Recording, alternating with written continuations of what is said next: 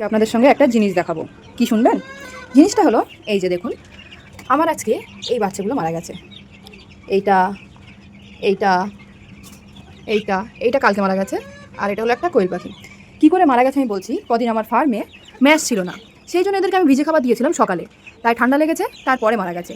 একটা সাধারণ জিনিসের জন্য আমার এতটা বাচ্চা মারা গেল। বিগত 1.5 বছরে কিন্তু আমার এতটা বাচ্চা একদিনে কোনো দিনে মরেনি। কোনো মাসেই আমার এমন হয়নি যে 3-4টে বাচ্চা মরেছে। হার্ডলি একটা বাচ্চা 2 মাসে মরেছে।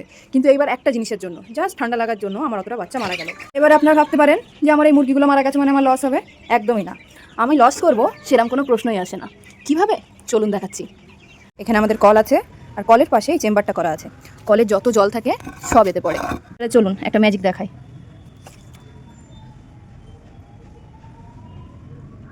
দেখলেন ম্যাজিকটা? এই যে মুরগিগুলো মারা গেছে, যদি ফেলে দিতাম তাহলে তো আমার লসই হতো, কিন্তু আমি তো ফেলবো না। আমি এগুলোকে, এই মাছগুলোকে খাইয়ে দেবো, মাছগুলো বড় হয়ে যাবে।